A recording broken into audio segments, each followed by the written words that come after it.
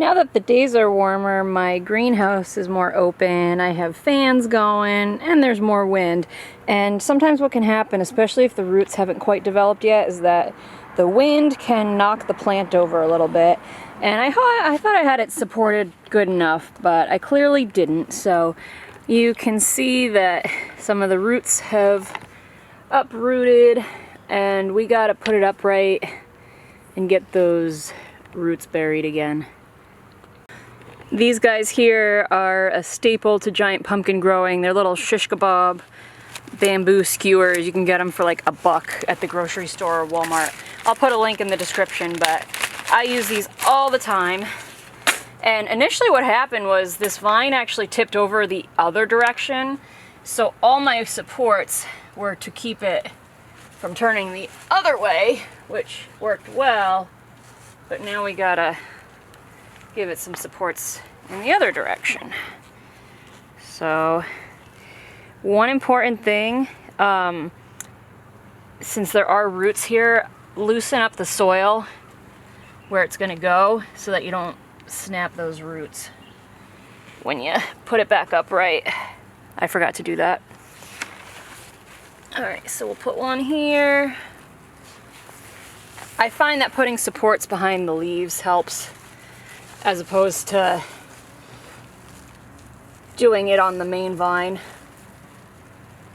It has better lateral, sideways protection from it falling, I feel. So I just kind of play around with it, and then I gently pull it back and forth. Make sure it's not moving.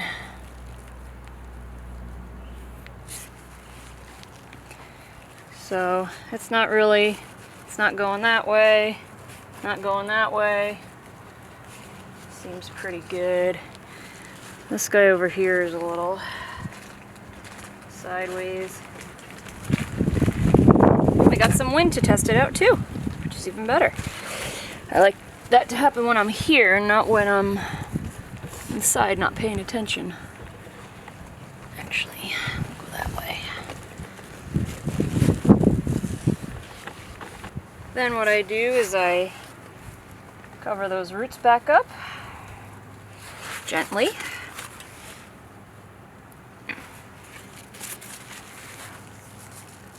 We don't want them to be exposed to the air for too long, or else they dry out. Once the roots are deep enough and there's enough secondaries, these guys can usually hold themselves up, but I usually keep some of the skewers just in case there's a storm that's excessively windy, because that can cause the plant to uproot again. So I think we're looking good. If you look closely at this main vine, you'll see a split kind of going lengthwise down the vine. You can see another one right there, and you can see another one actually over here. These longitudinal splits are fine. These are basically growth marks from the plant growing so much. Now where it does become problematic is if the split goes across this way, then you're cutting off the blood supply basically. But going this way, totally fine. So don't freak out if your pumpkin's splitting, just means it's growing, baby. My 1482 Witty is doing really well. It's about 14 feet long on May 28th, which is really good for me this time of year. Some secondary vines are developing, so you'll see the main vine, which is this long main vine, and then coming off of it you'll see some secondary vines, and we'll get a little closer to take a better look at those. Looking underneath, you can see the main vine, which has all these black pots on top of it. That's my method of burying vines. That's more of an intermediate skill, so if you're looking to take your pumpkin growing to the next level, I would recommend starting by burying your vines. I will go over that in a second video. It basically helps increase more root production, because normally you have a root below the vine, but if you bury them, you'll also get a root that comes up on top. So I'll do that in another video.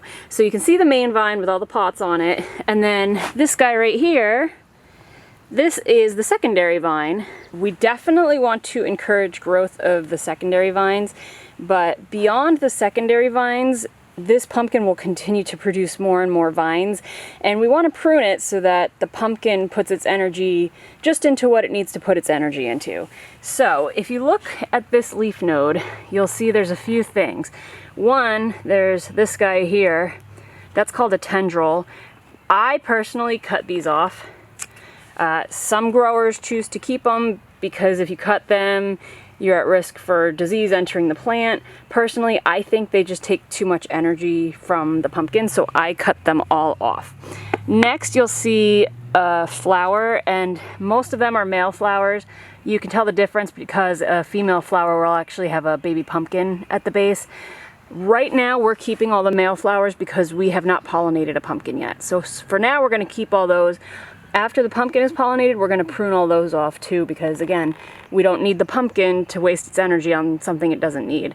Now, you'll also see a little nub here, and that's the beginning of a tertiary vine.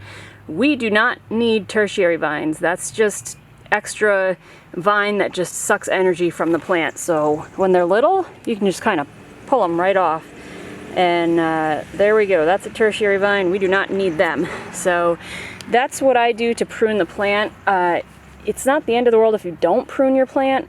It's going to get a little wild and crazy, but if you want the best growth out of your pumpkin, I would definitely recommend pruning your plant. So I go down every single leaf node and I pluck the tertiaries, cut the tendrils, and I go basically as far up as I can because they're a lot easier to deal with when they're smaller. So we're just pruning the plant, cutting the little, and make sure you get every little bit of that tertiary vine because if you leave the tiniest little bit, it'll grow. So I go really far up and get that baby pruned. So I do that for every single secondary vine on the plant.